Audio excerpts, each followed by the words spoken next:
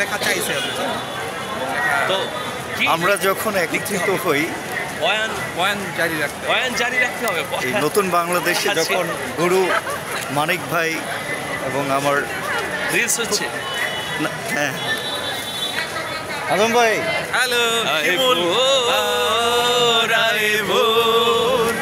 তোর জন্য স্বপ্ন দেখা হয়, দিন যায় রাত যায় তোরই অপেক্ষায়, তোকে পেলেই পাবো মুক্তির রেখা।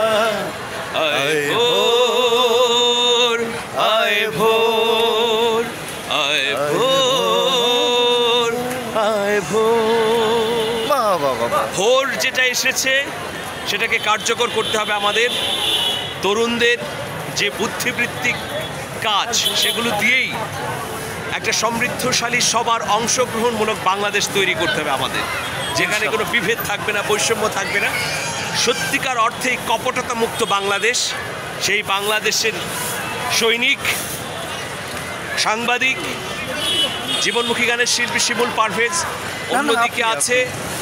অন্যদিকে আছে বাংলাদেশের সুখ্যাত কবি, ছড়াকার, লেখক, সাংবাদিক, নিউজ প্রেজেন্টার আবিদ আজম।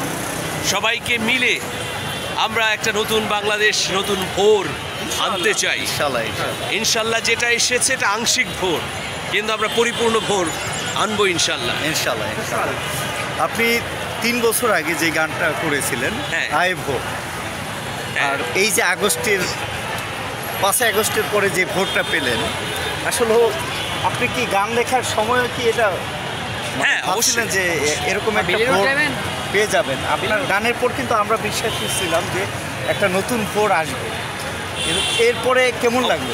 না, অবশ্যই, যেমন আয় ভোর, সকাল হবে কি, আগুনের জুতো পায়ে হাঁটছি, মানুষ কবে মানুষ হবে, এই যে কাজগুলো, এগুলো তো আসলে স্বপ্ন দেখা। তারপরে হচ্ছে তুমি কোন পার্টির লোক, রাজনীতি, নানাবিধ কাজের মধ্য দিয়ে তো আসলে নতুন সকাল, মানুষের মঙ্গলের জন্যে বাংলাদেশ জাগো।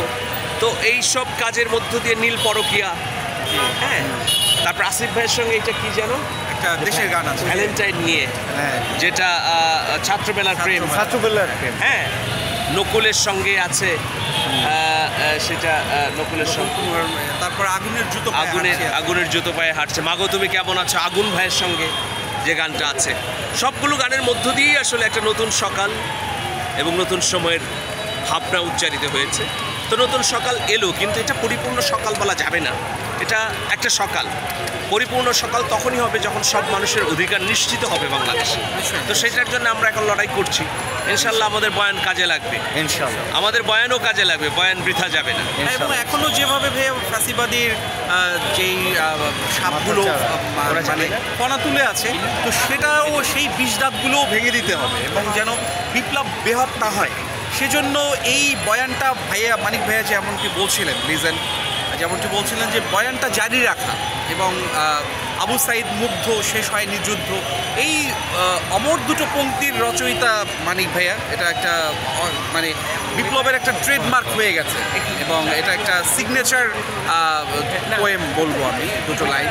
তো এটাও আমাদের জন্য আনন্দ এবং গৌরবের ব্যাপার যে আমরা এই ধরনের কালজয়ী পংক্তিগুলো লিখতে পারছি। মানে এই দুটো পংক্তি লেখার একটা ঘটনা হচ্ছে যে যখন 5ই আগস্ট গণ অভ্যুত্থানের পরে আমরা দেখলাম যে নানা জায়গা থেকে আন্দোলনের নামে ষড়যন্ত্র শুরু হয়ে গেল, তখন একটা বিষয় মাথায় এলো সর্বপ্রথম যে আবু সাইদ মুগ্ধ, শেষ হয়নি যুদ্ধ।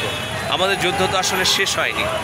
আবু সাইদ মুগ্ধ, শেষ হয়নি যুদ্ধ, তিতুমির থেকে আবরার প্রেরণা দেয় বারবার, কত পথ পেরিয়ে রক্ত গঙ্গা মারিয়ে অবশেষে বিপ্লব আসলো, অগণন জনগণ হাসলো, অগণন জনগণ হাসলো। মুক্তি পেয়েছে? হ্যাঁ, মুক্তি পেয়েছে।